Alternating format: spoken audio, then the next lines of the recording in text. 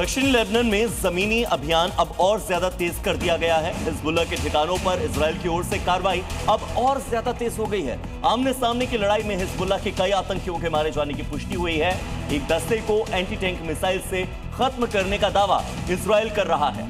दरअसल Israel Lebanon में चुन चुनकर हिजबुल्लाह के ठिकानों को निशाना बना रहा है और हिजबुल्लाह की ताकत ही यही है कि वो लेबनान के रिहायशी इलाकों में छुपा हुआ है, रिहायशी इलाकों में घरों को अपना ठिकाना बनाता है। तो ऐसे में लेबनान के आम इलाके, आम लोगों के रिहायशी इलाके इजराइल के निशाने पर। ग्राउंड ऑपरेशन में आईडीएफ ने हिजबुल्लाह के सशस्त्र दलों को नष्ट करने का दावा किया है। आईडीएफ का आरोप है कि Hezbollah anti tank missile fire करने की तैयारी में था। आतंकवादी संगठन के ठिकानों से एंटी टैंक रॉकेट, आरपीजी और अन्य हथियार बरामद करने का दावा भी किया गया है। आईडीएफ ने इसे स्थानीय निवासियों की सुरक्षा सुनिश्चित करने की दिशा में उठाया गया कदम बताया। आईडीएफ की डिवीजन 91 की यह मुहिम दक्षिण लेबनान में सुरक्षा बढ़ाने की दिशा में एक अहम कदम माना जा रहा है। इजरायली हमलों से लेबनान में ऐसी तबाही मची है कि अब लेबनान के जो राष्ट्रपति हैं, उन्होंने इजराइल और हिजबुल्लाह संघर्ष को समाप्त करने के लिए बातचीत का आह्वान किया है। क्योंकि लेबनान के राष्ट्रपति जोसेफ ऑन को डर है कि अगर जल्द बातचीत नहीं हुई तो लेबनान गाजा बन जाएगा। इसलिए राष्ट्रपति चाहते हैं कि जल्द से जल्द हिजबुल्लाह इजराइल युद्ध को समाप्त करने के लिए बातचीत होनी चाहिए, क्योंकि इजरायली हमलों से लेबनान बर्बाद हो चुका है। बमबारी और हमलों की वजह से अब तक 10 लाख से ज्यादा लोग विस्थापित हो चुके हैं, जबकि 1400 से ज्यादा लोगों की मौत हो चुकी है। इसके बावजूद इजराइल साउथ बेरूत पर ताबड़तोड़ बम बरसा रहा है। तो मिडिल ईस्ट में भयंकर युद्ध छिड़ा हुआ है और इस महायुद्ध का आज 38वां दिन हो चुका है। अमेरिका और इजराइल की बात करें, इसकी ओर से ईरान पर लगातार भयंकर हमले हो रहे हैं। ईरान भी कड़ा पलटवार कर रहा है। इन हमलों के बीचों बीच तस्वीरें आपके सामने हैं। ये 8 तस्वीरें, चाहे मादी की बात करें, हाइफा और इस्फहान, शोमरात से लेकर महशहर, बेरूत, बगदाद, चारों तरफ बारूदी प्रहार के बाद तबाही का मंजर आप देख सकते हैं।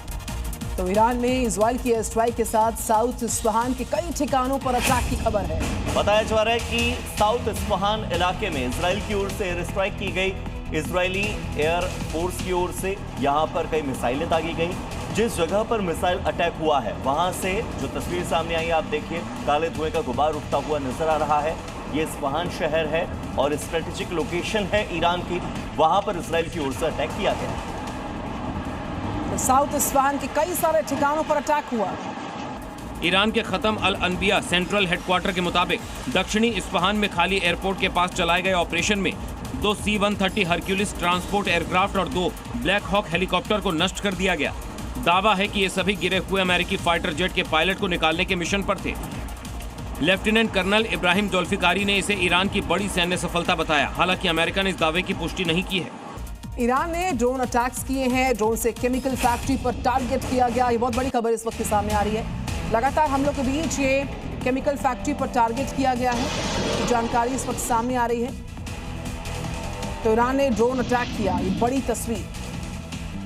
युद्ध 38वें दिन में प्रवेश कर चुका है और लगातार हमलों का सिलसिला बढ़ रहा है। केमिकल और इंडस्ट्रियल इंफ्रास्ट्रक्चर को टारगेट कर ड्रोन अटैक कर रहा है, जिससे ये युद्ध और खतरनाक होता जा रहा है, क्योंकि केमिकल फैक्ट्री पर अटैक से खतरनाक गैसों का रिसाव हो सकता है, जो इलाके की बड़ी आबादी के लिए बड़ा खतरा बन सकता है। इससे पहले भी ईरान इजराइल की केमिकल फैक्ट्री को निशाना बनाते हुए मिसाइल अटैक कर चुका है, जिसके बाद फैक्ट्री में आग लग गई थी। चीनी कंपनी सिजेंटा ग्रुप के इस प्लांट में पेस्टिसाइड्स और क्रॉप सिक्योरिटी से रिलेटेड केमिकल बनाए जाते थे।